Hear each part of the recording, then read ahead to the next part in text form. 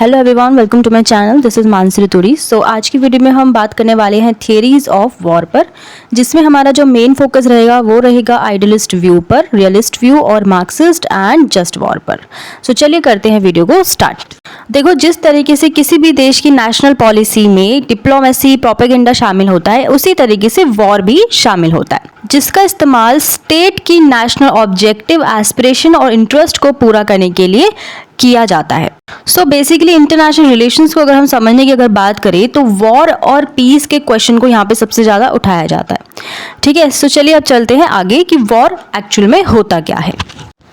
देखो, अब बात उठती है वॉर है क्या, वॉट इज़ वॉर। देखो, जब बात होती है वॉर की तो ज़्यादातर यही समझा जाता है कि जो ट्रेडिशनल मिलिट्री डायमेंशन के जो एरिया रहता है उसी से वॉर जुड़ा रहता है, यानी कि मतलब दो फोर्सेस सामने आई और उन्होंने लड़ाई करी, तो ये एक वॉर है। बट आज के टाइम की अगर मैं बात करूँ तो कई तरीके की वॉर होते हैं। Political warfare, economic warfare, psychological warfare, अलग अलग तरीके के वॉर जो है आज की डेट में देखने को मिलते हैं। बट कुछ डेफिनेशंस ऐसी भी हैं जो कि नैरो पॉइंट के रेफरेंस को दिखाती है, जिसे हमें समझना ज़रूरी है। सो सबसे पहले हम सबसे इंपॉर्टेंट जो हमारे फिलोसफर हैं उनका नाम है हॉफमैन निकल्सन। इन्होंने एनसाइक्लोपीडिया ब्रिटेनिका में क्या लिखा कि वॉर का इस्तेमाल किस लिए किया जाता है। वॉर का इस्तेमाल जो है वो एक ऑर्गेनाइज्ड फोर्स होती है, जो किसके बीच में होता है, ह्यूमन ग्रुप्स में, यानी कि दो ह्यूमन ग्रुप्स के बीच में एक ऑर्गेनाइज्ड फोर्स है जो काम करती है। ठीक है, तो आप कह सकते हो जैसे दो कंट्री में वॉर हो रहा है, फॉर एग्जांपल यूक्रेन और रशिया का ही हम एग्जांपल ले लेते हैं। यूक्रेन रशिया में जो वॉर हो रहा है, दोनों मिलिट्री फोर्सेस आपस में लड़ रही हैं, बट उसका जो इंटेंशन क्या है, मेन रीज़न क्या है, वो है एक पॉलिटिकल रीज़न। ठीक है, अपने अपने नेशनल पॉलिसीज़ के लिए ही सब लड़ते हैं। ठीक है, तो मेन यूक्रेन का क्या मोटिव था कि उन्हें EU का मेंबर बनना है, उन्हें नेटो का मेंबर बनना है। तो यहाँ पे सबकी जो पॉलिसीज़ है, यानी जो नेशनल पॉलिसीज़ के लिए ही वॉर होते हैं ज़्यादातर। ठीक है, बट जो तरीका होता है वो होता है एक ऑर्गेनाइज्ड फोर्स के थ्रू जो है वॉर कराया जाता है टू ह्यूमन ग्रुप्स के बीच में। ठीक है, अब बात करते हैं आइडियलिस्ट व्यू पर।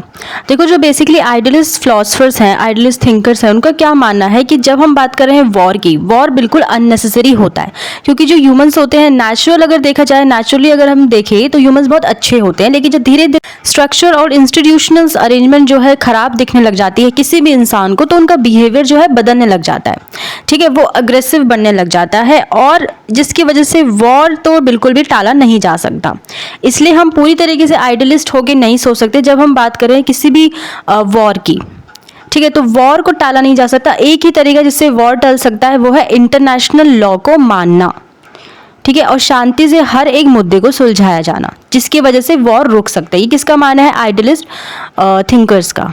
ठीक है, सबसे ज़्यादा उन्होंने किस चीज़ को माना है यहाँ पे, वेपन्स, ये जिसकी अगर हम बात करें, वेपन्स की होड़ जो है आज की डेट में हर एक देश को लगी रहती है कि उनके देश में बहुत सारे वेपन्स होने चाहिए, बड़े बड़े इवन।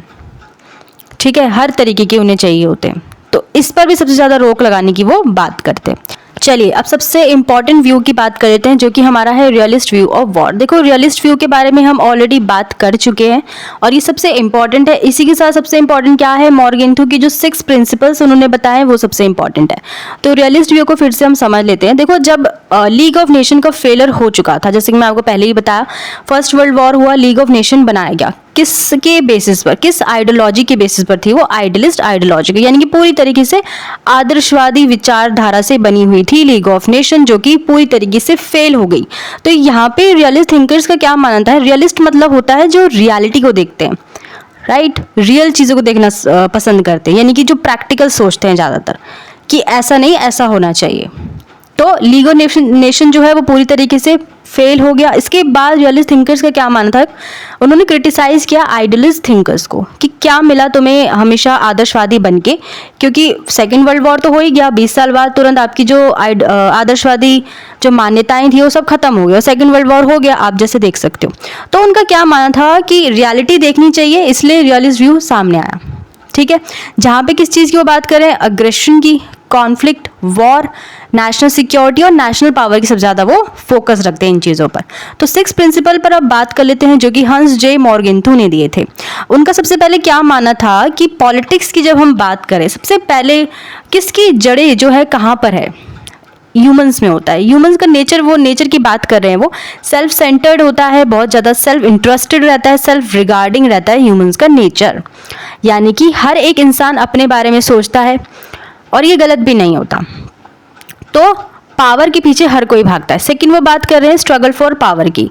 जब हम पॉलिटिक्स की बात कर रहे हैं तो हर एक स्टेट जो है पावर के पीछे ही भागता है, राइट। नेशनल पावर की सबसे ज़्यादा हम वो बात करें। इसके बाद बात हो रही है the concept of interest remains consistent. So यहाँ पे बात हो रही है जो इंटरेस्ट का कॉन्सेप्ट है वो हमेशा कंसिस्टेंट रहता है। ओके, नाउ फोर्थ प्रिंसिपल में वो क्या बात करते हैं कि किसी भी एक पर्टिकुलर इंडिविजुअल को तुम इन्फ्लुएंस कर सकते हो मोरालिटी से, ठीक है। एक पर्टिकुलर पर्सन है वो मोरालिटी से इन्फ्लुएंस तो हो सकता है, लेकिन पूरे स्टेट को आप नहीं कर सकते। मॉरल एजेंट्स आप किसी को नहीं बना सकते। फिफ्थ वो बात करते हैं कि हर कोई स्टेट यही कोशिश में लगा रहता है कि उनकी जो पॉलिसीज़ होती हैं वो एक अच्छी पॉलिसी दिखे, अच्छी इन द सेंस कि मोरालिटी उसमें दिखनी चाहिए। लेकिन ऐसा नहीं होता है। हर एक स्टेट जो है वो पावर के पीछे भागता है, सबको पावर चाहिए होती है, नेशनल इंटरेस्ट के पीछे हर कोई भागता है, फिर चाहे तरीका कोई भी हो, ठीक है। सिक्स प्रिंसिपल में बात हो रही है कि जो पॉलिटिकल स्फेयर है वो ऑटोनॉमस है। किससे? हर तरीके के स्फेयर से, हर तरीके के ह्यूमन कंसर्न से वो ऑटोनॉमस रहता है। क्या रहता है? पॉलिटिकल स्फेयर, ठीक है। उसके अपने अपने बिहेवियर रहते हैं, यानी कि अपने अपने थॉट्स, क्राइटेरिया सब कुछ अलग अलग होता है, एनालिसिस करने का तरीका भी अलग अलग होता है। तो ये थे 6 प्रिंसिपल जो कि सबसे इंपॉर्टेंट है हंस जे मॉर्गेंथ्यू के। ये आपको अच्छे से कर लेने हैं, ये ज़रूर पूछा जा सकता है। नेक्स्ट अप्रोच है मार्क्सिस्ट अप्रोच, जिसके बारे में हम ऑलरेडी बात कर चुके हैं। लेकिन जब हम बात कर रहे हैं वॉर के कॉन्टेक्स्ट में, जब मार्क्सिस्ट अप्रोच का बेसिकली मार्क्सिस्ट थिंकर्स जो है उनका क्या मानना है कि जो कैपिटलिस्ट सोसाइटी है हमेशा से एक्सप्लॉयटेशन करती है, किसका करती है? वर्किंग क्लास का, ठीक है, जो लेबर क्लास के लोग होते हैं। तो जब बात हो रही है वॉर के रीज़न को सबसे पहले हमें ढूंढना है। तो वॉर का रीज़न क्या है? वॉर का रीज़न है क्लास कॉन्फ्लिक्ट। क्लास कॉन्फ्लिक्ट यानी कि वर्ग संघर्ष जिसे कहा जाता है। वर्गों में जब लोग बटे रहते हैं, किसी कम्युनिटी को बांट दिया जाता है, जिसकी वजह से वॉर होते हैं। डेफिनेटली कॉन्फ्लिक्ट वहाँ पे होना बहुत ही ज़्यादा देखा जाता है।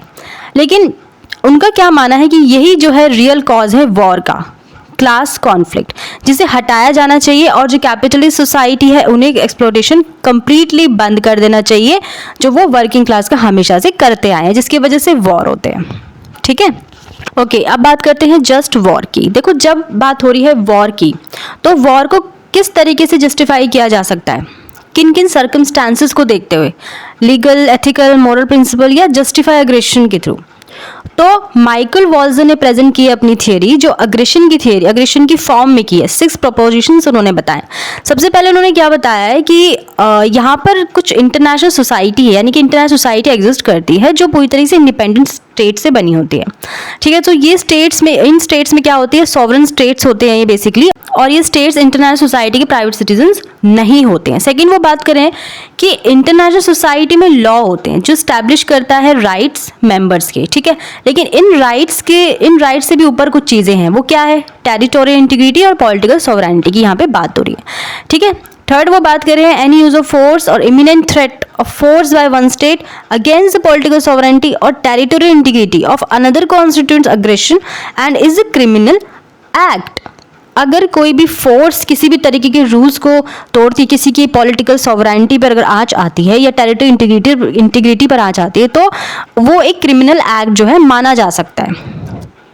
यहाँ पे किस चीज़ पे फोकस किया जा रहा है? बाउंड्री क्रॉसिंग्स का और इन्वेजन ऑफ फिजिकल असॉल्ट्स पर। यानी कि देखो, हर एक वॉर के रूल्स होते हैं, अगर वो रूल्स तोड़े जाते हैं तो उन्हें एक क्रिमिनल, तो वो चीज़ एक क्रिमिनल एक्ट जो है माना जाएगा पूरी तरीके से, ठीक है। नेक्स्ट बात हो रही है aggression justifies 2 kinds of वॉलेंट response, a war of self defence by the victim and a war of law enforcement by the victim and any other member of the international society। Aggression justify करता है 2 तरीके के वॉलेंट response को। First जो है हमारा a war of self defence, यानी कि सेल्फ डिफेंस का जो वॉर है किसके थ्रू होता है? By the victim. और वॉर ऑफ लॉ की यहाँ बात हो रही है, लॉ इन्फोर्समेंट की बात हो रही है, वो भी विक्टिम के थ्रू और किसी भी दूसरे मेंबर के थ्रू जो कि इंटरनेशनल सोसाइटी में शामिल होते हैं। नेक्स्ट यहाँ पे बात हो रही है nothing but aggression can justify a war. कुछ भी नहीं, लेकिन जो अग्रेशन है वो जस्टिफाई कर सकता है वॉर को, ठीक है। लास्ट पॉइंट में क्या कहा जा रहा है? जो अग्रेसिव स्टेट है, अगर उनकी मिलिट्री रिपल्स की जाती है तो उन्हें भी पनिश किया जा सकता है। ओके, सो ये कुछ प्रोपोजिशंस बताए हैं किसने, माइकल वॉल्जर ने, ठीक है। तो इनकी थ्योरी भी पूछी जा सकती है, ये जस्ट वॉर के थ्रू भी पूछी जा सकती है डायरेक्ट क्वेश्चंस पर, और माइकल वॉल्जर के नेम मेंशन करके भी पूछी जा सकती है कि माइकल वॉल्जर ने कौन सी थ्योरी के कुछ प्रिंसिपल बताए थे, या जस्ट वॉर के प्रिंसिपल को किसके थ्रू आप बताना चाहते हो, ठीक है। तो ये दोनों में कन्फ्यूजन वो क्रिएट कर सकते हैं, तो आप यहाँ पे थोड़ा सा आपको अवेयर होने की ज़रूरत है, ठीक है। So that's it for today. जो हमारे जो ये टॉपिक था थियरीज ऑफ वॉर में, सबसे ज़्यादा इंपॉर्टेंट जो व्यू है मैं आपको बता देती हूँ, रियलिस्ट व्यू है। इसके बाद idealist view, Marxist view, just war, सारे ही सबसे ज़्यादा इंपॉर्टेंट, लेकिन जो रियलिस्ट व्यू है वो काफ़ी ज़्यादा इंपॉर्टेंट है। आइडियलिस्ट और रियलिस्ट, क्योंकि आइडियलिस्ट व्यू के बाद ही रियलिस्ट व्यू आया था मेन, ठीक है। तो ये आप अच्छे से कर लेना, ये चारों व्यू आपको अच्छे से कर लेने हैं, ठीक है। आई होप आपको ये वीडियो अच्छा लगा हो, समझ में आया हो। कोई भी चीज़ जो है आपको समझ ना आई हो, कुछ भी टॉपिक, कोई कॉन्सेप्ट कुछ भी क्लियर नहीं हो रहा है, कोई पॉइंट या कुछ भी, तो आप मुझसे ज़रूर शेयर करें, अपने क्वेश्चंस मुझसे ज़रूर शेयर करें, मैं उनके आंसर ज़रूर करूँगी। और कोई सजेशन है आप वो भी दे सकते हो, कोई कॉमेंट कुछ भी आप करना चाहते हो आप लिख सकते हो। अगर आपको वीडियो अच्छा लगा हो तो प्लीज़ लाइक कीजिए, शेयर कीजिए, चैनल सब्सक्राइब करना बिल्कुल ना भूलें। मिलते हैं अपनी नेक्स्ट वीडियो में, till then bye bye, take care.